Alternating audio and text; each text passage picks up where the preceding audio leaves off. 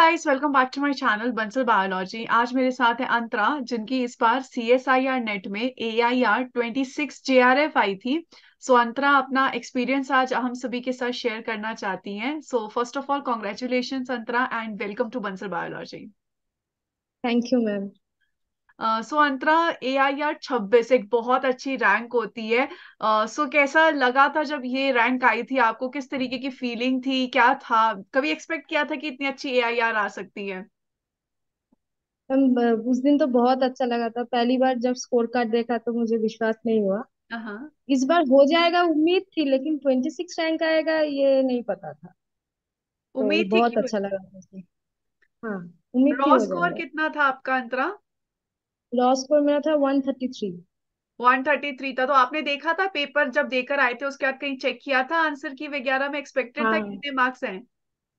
हाँ, 133। मैंने 148 around answer किए थे। तो अच्छा। जब आंसर की निकला उसके बाद 133 हुआ, तो तब पता था कि हो तो जाएगा, लेकिन इतना ज्यादा रैंक आएगा तो मुझे पता तुमने सिर्फ 148 अटेम्प्ट किए थे और तुम्हारे 133 मार्क्स आए, यानी कि तुम्हारी नेगेटिव काफी कम गई अंतरा। नहीं। Yes ma'am.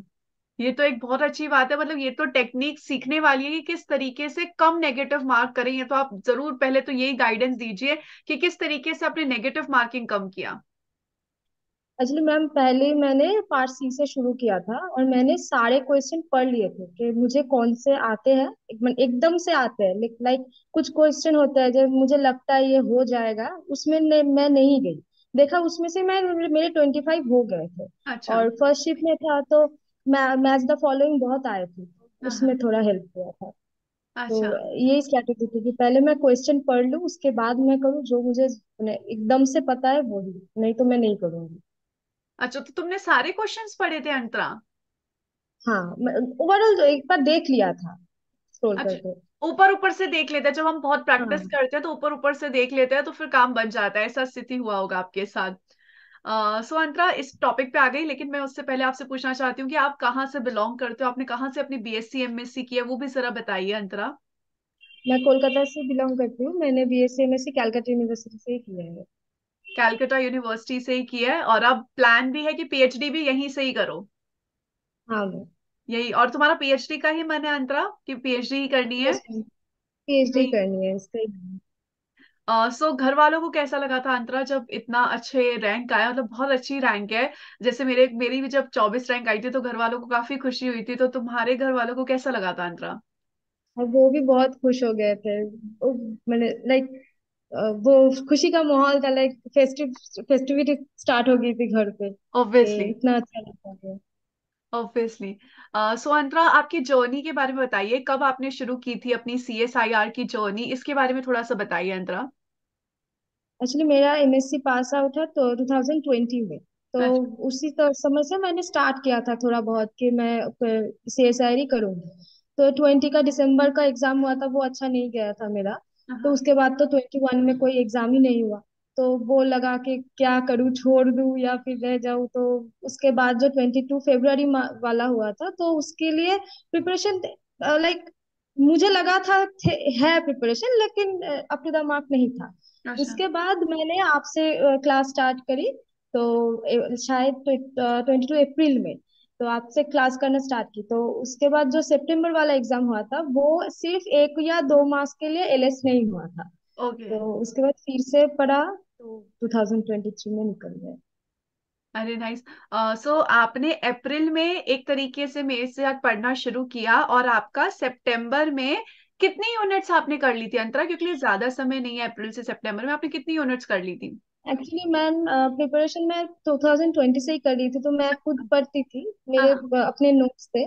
तो आपसे पढ़े थे, लाइक 6 7 यूनिट्स तो आप ही पढ़ाती थी, तो आपसे वो किए थे और मेरे 2 3 करे हुए थे। तो मोस्ट ऑफ 8 9 यूनिट्स मेरे तैयार थे सितंबर तक। हाँ हाँ हाँ। तो मेरी जो प्रॉब्लम हुई थी सितंबर में, एक्चुअली उसकी प्रैक्टिस का इशू था। मैं अच्छा। पढ़ी थी 9 यूनिट्स, बट मैं भूल जाती थी ना, तो प्रैक्टिस का इशू था, तो इसलिए नहीं हुआ था। अच्छा, तो आपको लगता है कि आपने, जैसे अभी आपने इतने सारे अटेम्प्ट्स दिए थे, तो मेरे ख्याल से वो बोलते हैं ना कि इंसान अपनी फेलियर से ज्यादा सीखता है। एज कंपेयर टू अचीवमेंट से फेलियर से ज्यादा सीखता है। तो तुम्हें क्या लगा कि तुमने जितने भी तुम्हारे अटेम्प्ट्स थे उसमें तुमने क्या क्या चीजें सीखी अंतरा? एक तो आपने बोल दिया कि प्रैक्टिस सेशन जो तुम्हें लगे कि कम किए, उसके अलावा क्या क्या चीजें लगी? लाइक जब 2020 वाला एग्जाम दिया था, 22 में फरवरी वाला एग्जाम दिया था, तब तक ना बहुत ऐसे लगता था लाइक कुछ इंपॉर्टेंट यूनिट्स है, 5 5 6 है, वो कर जाऊंगी तो हो जाएगा, अच्छा। ऐसा लगता था। तो उसके बाद पता चला नहीं, 5 6 से कुछ नहीं होगा, जो जितने ज्यादा पढ़ो तो उससे अच्छा होता है, तो ओके। इसलिए वो 8 9 तक गया था, सितंबर तक। बट उसके बाद पता चला 8 9 तो पढ़ तो लिया है, लेकिन याद भी रखना है, क्योंकि पार्ट सी थोड़ा बहुत हो जाता है, लेकिन पार्ट बी एकदम नहीं होता है, अगर याद नहीं रहता है तो उससे पता चला कि नहीं, प्रैक्टिस जरूरी है, और प्रीवियस ईयर क्वेश्चन सॉल्व करना भी जरूरी है। सो तुम्हारे पॉइंट से तुमने जैसे 8 9 यूनिट्स की, तो क्या 8 9 यूनिट्स इनफ है? मतलब तुम्हारे पॉइंट ऑफ व्यू से क्या तुम्हें लगा कि तुम्हारे लिए वो इनफ रही 8 9 यूनिट्स करना बिल्कुल? 8 9 यूनिट्स एकदम तैयार थे, तो वो एकदम जरूरी है। और उसके बाद जो मैं जब इस बार के लिए पढ़ी थी, सितंबर से लाइक 2023 तक, तो उसके लिए थोड़ा बहुत कुछ लाइक यूनिट नंबर 12 से कुछ पढ़ लिया जो इजी लगा, 12 13 से कुछ पढ़ लिया इजी था, वो पूरा नहीं था, जस्ट जितना तक इंफॉर्मेशन मैं दिमाग में रख सकती हूँ तो वो ओके। था। तो बाकी 8 9 जो यूनिट्स पढ़े थे वो पूरा पढ़े थे, लाइक इससे कुछ नहीं छूटना चाहिए, तो ऐसा। स्मार्ट स्टडी की, एक तरीके से हम बोल सकते हैं कि आपने स्मार्ट स्टडी भी की पढ़ने के साथ साथ, जो लास्ट अटेम्प्ट था उसके लिए आपने बहुत अच्छे से पढ़ा भी। इसके अलावा अंतरा रिवीजन स्ट्रैटेजी क्या रहती थी आपकी? कुछ रिवीजन, क्योंकि स्टूडेंट्स का ना जनरली ये रहता है मैम रिवीजन समझ नहीं आ रहा कैसे करें। अब तो एग्जाम भी बहुत नजदीक है, 2 महीने बचे हैं नेक्स्ट स्टूडेंट्स के लिए, तो आप रिवीजन स्ट्रैटेजी जरा बताइए अपनी। मैम आप बोलती थी कि अगर रोज क्लास होता है तो पहले पहले का पढ़ लो, उसके बाद क्लास में आओ, तो हाँ। वो एक स्ट्रेटेजी थी। और एग्जाम के ये 2 महीने 1 महीने पहले कुछ नया पढ़ना ही नहीं है, जितना तक पढ़ा है वो रेगुलर रिवाइज करते जाओ। अच्छा। लाइक आज अगर यूनिट 2 लेके मैं बैठी हूँ तो यूनिट 2 का रिवाइज करके ही उठूंगी, उसके बाद 2 3 नहीं करूंगी, 2 3 दिन नहीं करूंगी, उसके बाद फिर से देख लूंगी। और जितना ज्यादा रिवाइज होता है ना, तो ज्यादा टाइम नहीं लगता है रिविजन में। हम्म। तो मतलब ये जितना स्ट्रेटेजी। ज्यादा से ज्यादा रिवाइज करो तो फिर लास्ट 2 मंथ्स में इश्यू नहीं होगा। इसमें आपका बेनिफिट ये हो गया कि आपने पहले से यूनिट्स कर रखी थी, तो आपको 2 महीने का टाइम रिवीजन का प्रॉपरली मिल गया, ये आपके लिए एक बेनिफिशियल तरीके से हम बोल सकते हैं रह गया। और क्वेश्चन प्रैक्टिस किस तरीके से करते थे आप? प्रीवियस ईयर क्वेश्चंस करते थे या कहीं और से कोई प्रैक्टिस करते थे? बुक ले रखी हो नहीं, आपने कोई? प्रीवियस ईयर क्वेश्चन आप कराती थी मैम, उससे यूनिट 8 3 ऐसे ये सब हो गया था आपसे ही मैम, जो हाँ। मैम जो मेरे खुद के लिए था, लाइक यूनिट नंबर 1 11 ऐसे वाले, तो प्रीवियस ईयर क्वेश्चन का एक बुक था, तो उससे मैं प्रैक्टिस करती थी, और कुछ ज्यादा नहीं करना पड़ा। मतलब प्रीवियस ईयर जो क्वेश्चन पेपर्स होते हैं जो होते हैं वो मोर देन इनफ होते हैं अंतरा? हाँ, वो मोर देन इनफ होता है, कोई प्रैक्टिस अलग से नहीं करना पड़ता है, वही से क्वेश्चन आता है, लाइक थोड़ा घुमा फिरा के वही से क्वेश्चन आता है। हाँ, मतलब कान ऐसे पकड़ो या घुमा के पकड़ो वो एक ही बात होती है इस तरीके से। और अंतरा मुझे ये पूछना था कि आपने CSIR के क्वेश्चन ही किए थे, या मतलब कितने सारे PhD एंट्रेंस होते हैं, MSc एंट्रेंस होते हैं उनके? सीएसआई के ही किए थे। CSIR के सिर्फ किए थे? CSI। और कितने साल के क्वेश्चंस लगाए थे आपने?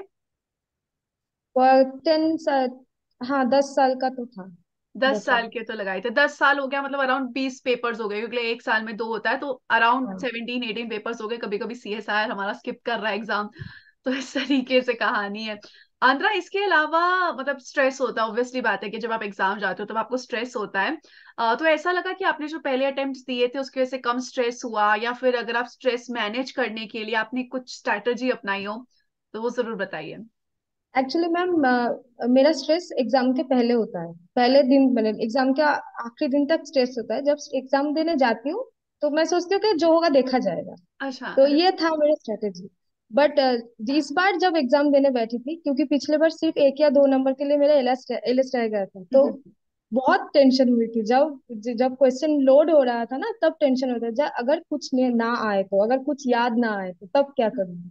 बट जब क्वेश्चन में, इसलिए पहले मैं स्क्रॉल कर रही थी क्वेश्चन से, पहले मार्क नहीं करना है, तो अच्छा। अपना स्ट्रेस भी रिलीफ हो गया थोड़ा, उसके बाद मैंने मार्क करना चालू किया। तो और एक नहीं, दिन क्वेश्चन पहले ठीक क्या ठीक किया है था? मैं। एक दिन पहले से आप बोल रहे हो आपको पेपर के पहले स्ट्रेस होता है पहले वाले दिन, तो उस दिन कैसे मैनेज किया? जब भी स्ट्रेस होता है तभी मैं रिवीजन करने बैठती हूँ, जब रिवीजन कर लेती हूँ ठीक है, स्ट्रेस हो रहा है ठीक है, रिवीजन तो कर लेती हूँ।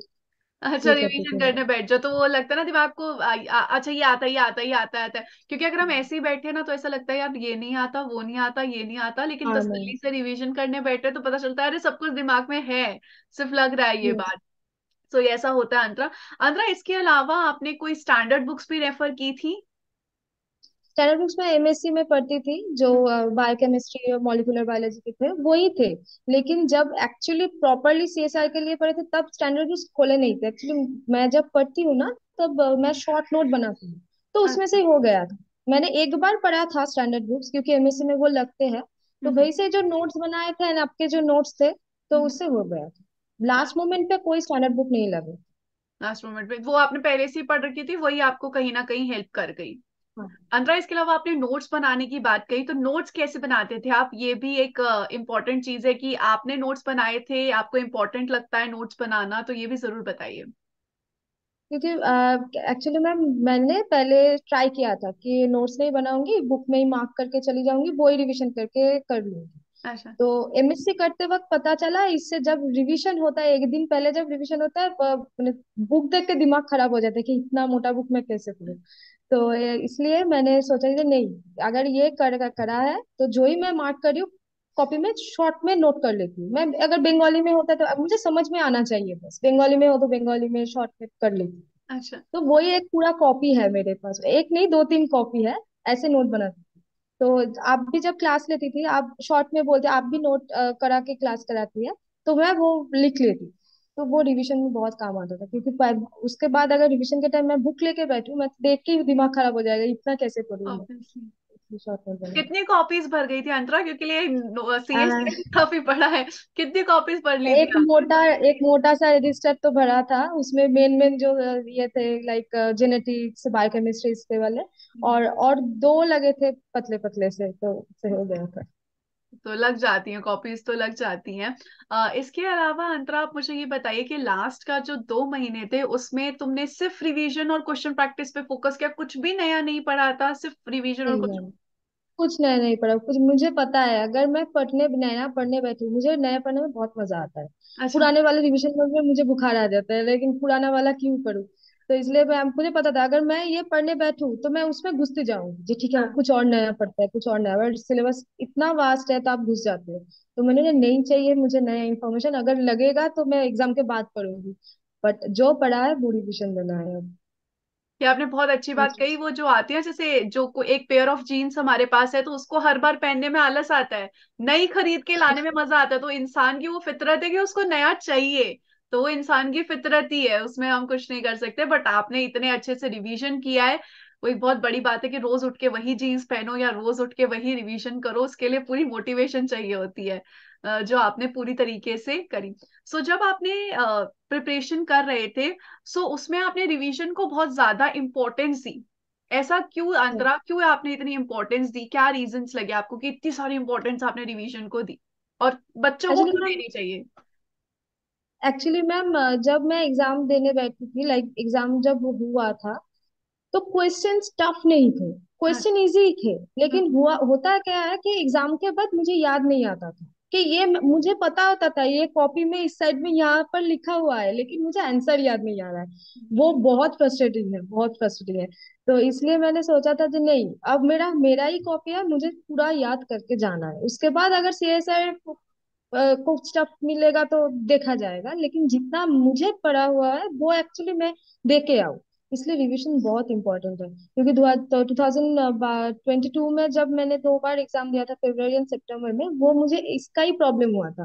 लाइक मुझे पता है इसका आंसर, मुझे पता है, मैं पढ़ी थी। अगर मुझे कोई बोला जाए जो ये मुझे समझा, तो मैं समझा भी सकती हूँ, लेकिन एग्जैक्ट नेम नहीं याद आ रहा है, तो एग्जैक्टली तो इसलिए मैंने रिवीजन दी थी। मतलब ये एक बहुत अच्छी आपने शायद रिवीजन किया, उसके बाद आपको अब एग्जैक्टली भी ये ध्यान रहा होगा कि इस पेपर में इस पेज पे आपने ये सारी चीजें लिखी है, क्योंकि उतनी बार हाँ। रिवीजन हो जाता है तो उसका फायदा हो जाता है। इसके अलावा आपने प्रीवियस ईयर क्वेश्चन प्रैक्टिस की थी अंतरा, तो उससे आपको क्या बेनिफिट लगा, प्रीवियस ईयर क्वेश्चन प्रैक्टिस करके क्या क्या बेनिफिट्स लगे आपको?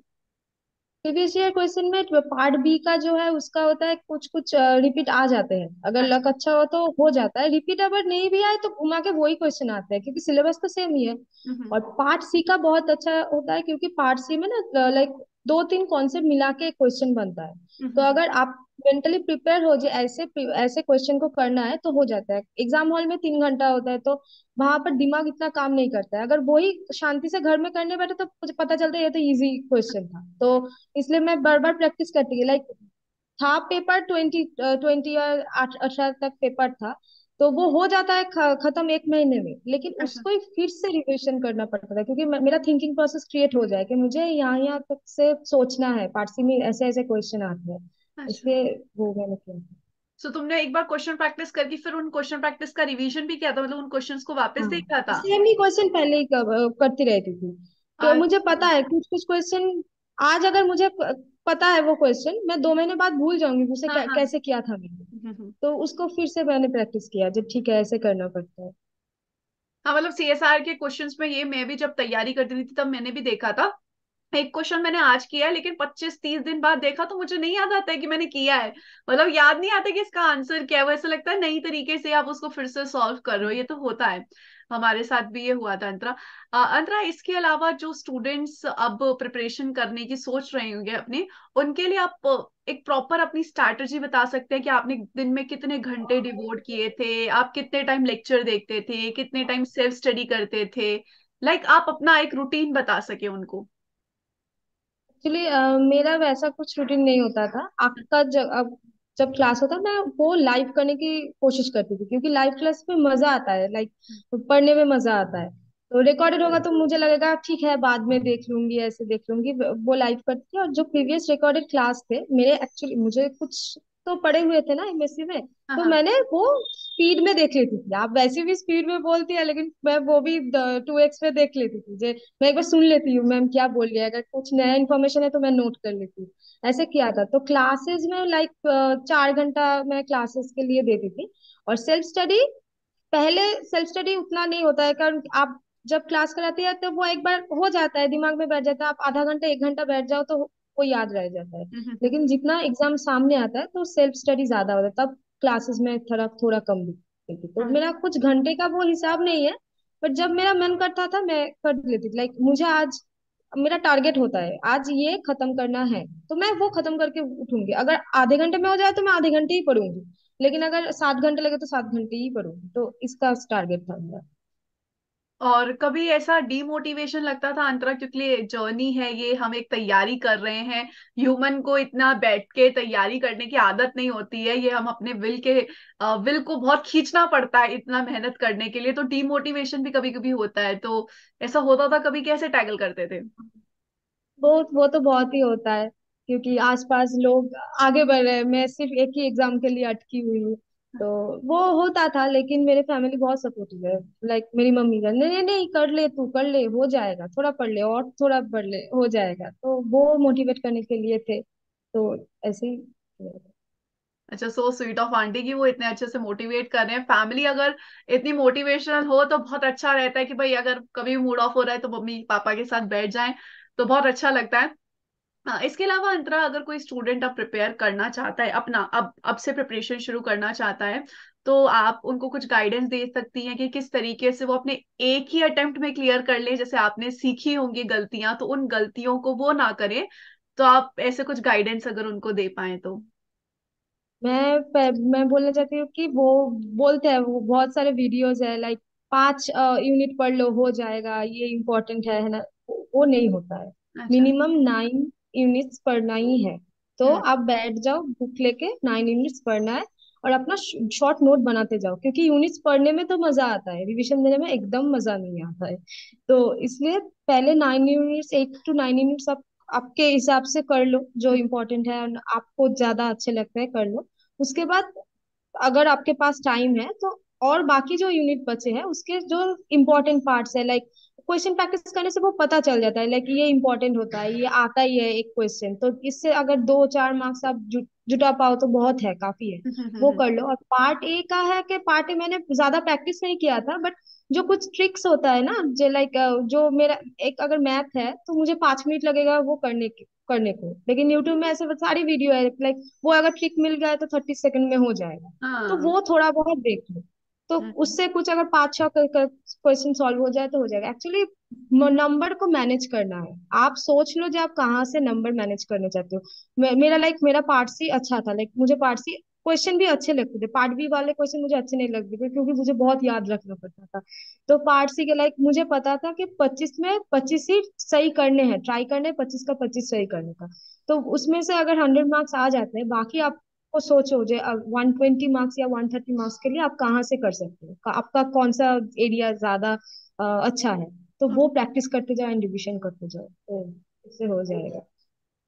हाँ, तो ये आपने बहुत अच्छी बात बताई कि पहली बात 5 यूनिट्स करके नहीं होता, जैसे वो होता है ना 30 टॉपिक कर लो, इनसे आपका सीएसआर आराम से हाँ, निकल जाएगा, कभी 40 नहीं टॉपिक होता है। ऐसे नहीं होता है, वो सिर्फ उनका होता है जिन्होंने अच्छे से प्रिपरेशन करी है, नहीं तो 30 वो 40 टॉपिक इंपॉर्टेंट होते हैं आपका मार्क्स बूस्ट करने के लिए, बाकी वैसे नहीं Yes. कर सकते। उसके अलावा आपने सेक्शन ए के लिए भी बहुत अच्छी बात बताई। जब मैंने मेरे कुछ फ्रेंड से बात किया तो उन्होंने भी मुझे यही बताया कि हमारा जो सीएसआईआर नेट के पेपर में हम ये कर सकते हैं कि ट्रिक्स बच्चों को सिखा सकते हो, क्योंकि हमें टाइम बचाना है, क्योंकि हमारे बी और सी हाँ, सेक्शन में तो बहुत टाइम लगेगा, ए सेक्शन में टाइम बचाना है। इसके लिए भी यूट्यूब पे बहुत सारे वीडियोस, अगर कोई सेल्फ स्टडी कर रहा है तो उसको आराम से मिल जाएंगे। और बी सेक्शन में तो आपने कहा कि आपको इतना पसंद नहीं है रटना, तो अलग बात है। सी सेक्शन में क्या अंतर है? आपके सारे क्वेश्चन सही हुए थे 25 में से 25? नहीं 24 हुए थे मैम। उसमें 24 एक में? क्वेश्चन गलत हुआ। हाँ हाँ। उसमें एक एक क्वेश्चन गलत हुआ था और पार्ट बी में एक क्वेश्चन, एक क्वेश्चन गलत हुआ था। दुख हुआ था, घर आके लगा था कि यार शिट यार एक क्वेश्चन गलत हो गया, ऐसा लगा था कुछ? पार्ट बी का जो था वो गया था, मुझे पता था ठीक है कोई बात नहीं, लेकिन पार्ट सी का जब गया तब खराब लगा क्योंकि आपको एक्सपेक्टेड रहता है 4 मार्क्स, बट वहाँ माइनस होके -5 हो जाता है, तो बहुत बुरा लगता है तब। तो बहुत बुरा लगता है। तुम्हें याद है तुमने पार्ट बी में कितने क्वेश्चन अटेम्प्ट किए थे, कुछ याद है तुम्हें?